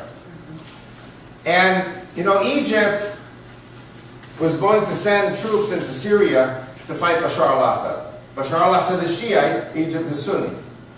Again, you know, Turkey also. You know what the Iranians said? If you attack Bashar al-Assad, we're going to nuke the Aswan Dam. What happens if you nuke the Aswan Dam? Lake Nasser, with radioactive fallout, washes through Cairo, washes through Alexandria. No more Egypt. I'm not talking about Israel. I'm talking about Iran doing it. Okay. Avi Lipkin is mentally unstable. Let's look at Ezekiel 29. It says, Egypt will be a desolation for 40 years. It doesn't say the Egyptians are all going to be killed. It says the Egyptians will be scattered to the four corners of the earth. Now, let me explain this. What does it say in Ezekiel 29? It says from Migdol, which is on the Mediterranean Sea, all the way to Aswan. In other words, the dam is in Aswan. You blow up the dam, Lake Nasser floods the Nile Valley. The people in Cairo and Alexandria have about an hour to flee from the floodwaters up to the higher ground. It's about, 20-minute walk. Like a tsunami. And that's all radioactive. Then you got 90 million Egyptians standing on the high ground, starving and thirsting, can't go back to their homes. The world cannot feed 90 million people every day in the Egyptian high desert. So you've got to basically airlift these Egyptians to America, where you can feed them. How many people heard of Agenda 21? What? Agenda 21. Oh, Agenda 21 is eminent domain. U.S. government can confiscate farms, forests, natural resource, anything you want. Ozarks, Oklahoma, Coyamishi Mountains, and settle 100 million Muslims. Do you understand how you're going to get 100 million Muslims? And you know what? It's going to be good for you. Because all the Saudi money is going to come back for the $17 billion debt. They're going to build houses for that.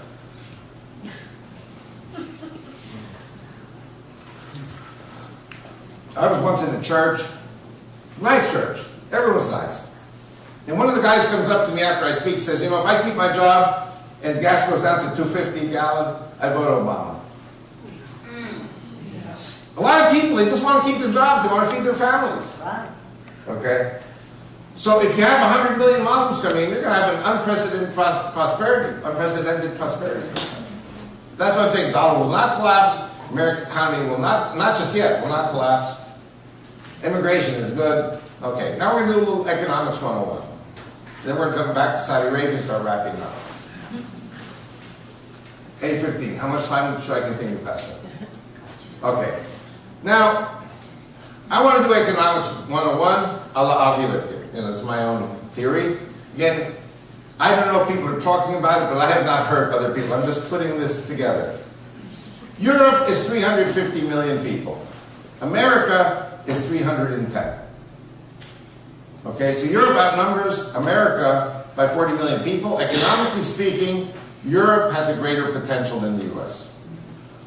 So the U.S. has to increase its population. How do you increase the American population? You merge with Mexico and Canada, and it's called NAFTA. How many people heard of NAFTA? Yeah. If Canada, Mexico, and U.S. merge, it's 500 million people. Okay, so then you're more than the Europeans. Now the Europeans don't want to be less than you. So they're going to take in a country called Turkey. How many people heard of Turkey? Turkey, 70 million Turks, Muslims. So you're going to have 300 million Europeans, 50 million Muslims who are already Europeans, plus 70 million Turks and they go up to 420 million, but they're still short. Now, how many people heard of Kazakhstan, Uzbekistan, Kyrgyzstan, Tajikistan? All these stands that broke away from the Soviet Union, that's 200 million Turkish Muslims. They are all entitled to Turkish passports. When Turkey is admitted to the European Union, it's not 70 million, it's 270 million Turks. Because all these Russian Turks can go to Europe. So Europe becomes 620 million people, of which 320 million are Muslims. Europe becomes Muslim overnight. Europe becomes a Muslim continent. But again, we're not talking about religion, we're talking about economics. 620 million. America, Canada, and Mexico, 500 million. Why is President Obama bringing in these little kids from Central America? And the reason is, if you have the kids, you have the parents. If you have the parents, the 6 republics of Central America will then join NAFTA. So you'll go from 500 million to 520 million. You're still short 100 million. America needs 100 million more immigrants. Where are you going to get them from? From Egypt, from Syria, Iraq, Saudi Arabia. In other words, I'm not saying that they realize what they're doing. But by pulling out all the stops in the Islamic countries, these countries are going to depopulate. These Muslims are going to come here. You'll have 620 million people here, 620 million people in Europe. Economically, 2 big powerhouses. Religiously, 2 blocks which are going to become Muslim or pro-Muslim. Unless the Christians have a revival. Do you understand why I'm preaching revival? Because if you don't wake up and stop it, and I think the Republican victory in the elections is a sign, though many Republicans go along with the Islamic petrodollars. Okay. What I want to do now is I want to share my second most important testimony. First most important testimony was Dallas Council on World Affairs. Second one is about Edmonton, Canada. How many people have been to Edmonton, Canada? Okay, I love Edmonton, Canada. I always feel very at home there. It's kind of like something between Colorado Springs and Denver. You know, one side is the prairie and one side is the mountains. The biggest mall in the world, I understand. They have a swimming pool there with ocean waves in the middle of the mall. I think the other one's in Minnesota. I could be, I don't know. I was at the one in Edmonton. So anyway, so I received the testimony. It's getting late. I don't want to waste too much time. I'll say it very short. I met in a Jewish Orthodox synagogue. I met a Christian Messianic woman who was a social worker for the government of Canada, and she works with the RCMP, Royal Canadian Mounted Police. And they said that the Muslims have a plan to catalog all the Jews outside of Israel and to kill them. And the Jews are married to Christians in America and Canada, 71%. In other words, every 100 Jews in America marry 71 Christians. This is a tremendous intermarriage. And so they're going to have to kill the Christian spouses too. They're going to have to kill the children of the Jewish and Christian spouses. And this will happen when orders are given from the Middle East for jihad. And only 10% of the Muslims are terrorists. So if you got 30 million Muslims in America, you're talking about 3 million Muslim terrorists with guns. You know, gun control doesn't apply to Muslim terrorists. And so what I predict is happening, more and more Muslims are going to come to this country, and their bottom line is kill the Jew on Saturday, kill the Christian on Sunday. Now, I didn't really talk about it tonight. How many people know I'm working to form a Judeo-Christian political party to run for the Israeli government elections? Now this, God willing, I'm retiring officially as far as Social Security is concerned in January. Tomorrow, actually, I'm registering in Texas, you know, in Denton with the Social Security there. I'm not retiring as far as work, but I'm not going to come back here except for fundraising and for government-type meetings. In March, the party, God willing, will be registered. I will be financially, you know, basing myself on Social Security until they go bankrupt. Which will be first year. Well, yeah. Thank you very much. You know what? If that does happen, it means God wants me to write more books and keep preaching. Yes, He wants me with you. Yeah. And don't forget, 19 terrorists shut down the U.S. on 9/11. Right? 19. So we're talking about 3 million terrorists. I believe this is going to set into motion a massive tsunami of Jews and Christians moving to the land of Israel. If you're a Christian married to a Jew, or if you're a Christian with a Jewish grandparent, you can move to Israel by law. The party that I'm creating will be the party of the immigrants. I predict 10 million immigrants will move to Israel. Israel's population today is 6.5 million Jews and Christians. It'll be 16.5 million very soon. And the party that I'm working to create will be the biggest party in the Knesset. My party will be the party that will receive these immigrants and absorb them in Israel. I believe our borders are going to grow.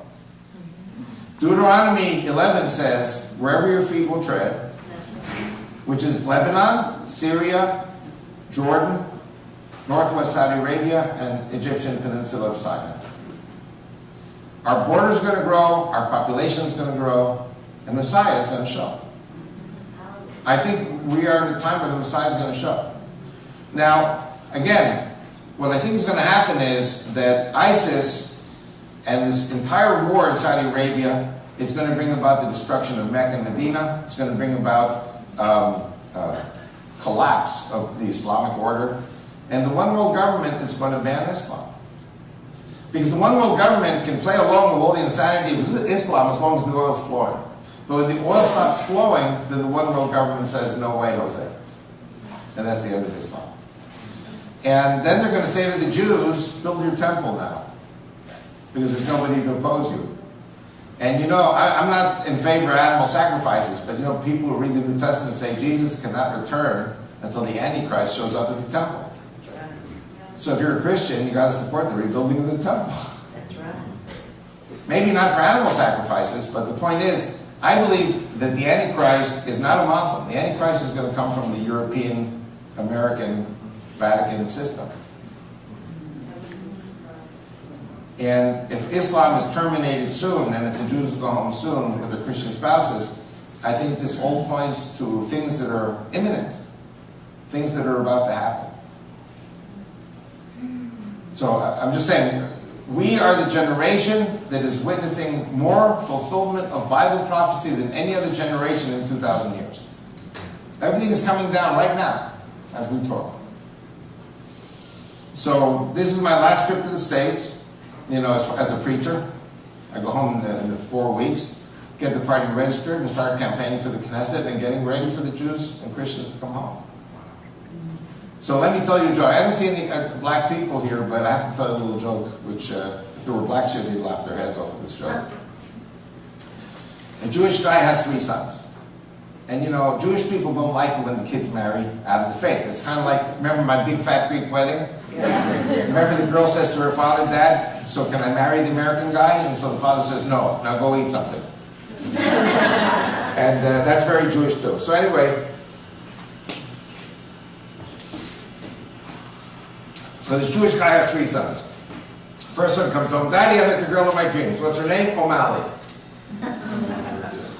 The father says, that's not a Jewish name. I don't care, I love her, she's the woman of my dreams. Okay, son, go in peace, have my blessing. Please, God, I have 2 sons left, let them marry girls with Jewish names. Second son comes home, Daddy, I met the girl of my dreams. What's her name? Smith. He says, Smith, that's not a Jewish name. I don't care, I love her. Okay, I heard that from your brother, go in peace. One son left, God, let him marry a girl with a Jewish name. Third son comes home, I met the girl of my dreams. What's her name? Goldberg. Goldberg, praise God, a Jewish name. What's her first name? Whoopi.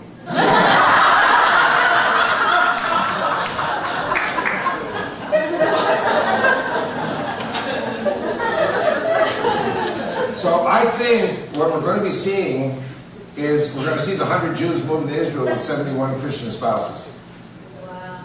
And the reason that's going to happen is because the Messiah is going to show in Jerusalem not only for the Jews. The Messiah is going to show for everyone who's going to be there.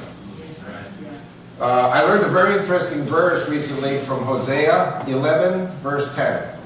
Hosea 11, verse 10 says, my children, Ephraim, will come home trembling from the west as the Lord roars like a lion. God is using the Muslims as a giant spatula to chase the Jews home. And the Jews that do not go home will be killed by the Muslims. Do you understand why I'm forming a Judeo-Christian party in Jerusalem? because we have to give representation to all the Christians who come to Israel, are married to us, serve in the army, pay taxes, and vote in Israel. Anyway, so this is what I was trying to share. I was trying to share things from 3,000, 4,000 years ago. Flax breeding, spiritual, our slavery in Egypt. And somehow this is all coming back to Egypt and Arabia. The Exodus was from Egypt to Arabia. We're coming back to Egypt and Arabia again. What about just plain Christians? that What? don't have any Jew blood? Okay, let me say it like this. I believe in the Messianic kingdom, Messianic era, which will be in Jerusalem. But I also believe Islam will be banned. Islam will be terminated. 1.5 billion Muslims will become Christians. And it'll be a Christian era on the face of the earth. I think the Hindus and Buddhists also are going to drop their systems. I don't know. I believe in the God of Abraham, Isaac, and Jacob. We all do. We'll be able to immigrate to Israel? Immigrate, no. But we will receive many Christians. I think the Christian population, which is now 8%, will grow to 20, 30%. But there's only one Israel. It's going to be a Jewish state. Obviously, you know, it's like if a ship sinks and you have room for 20 people in a lifeboat, you can't put more than 20 people in a lifeboat. Right. So, but I think Israel will be a light unto all the nations. I'm working to form also a Christian United Nations in Israel. In other words, the United Nations in New York City represents the pagans. Christians are now a small minority, only 1/3 of the human race. I want to form a Bible bloc United Nations in Jerusalem, representing all the Christian and conservative political parties in the world. I have a number of plans. It's in my blue book about the Bible Bloc Party. And I ask for your prayers, you know, your support in any way you can.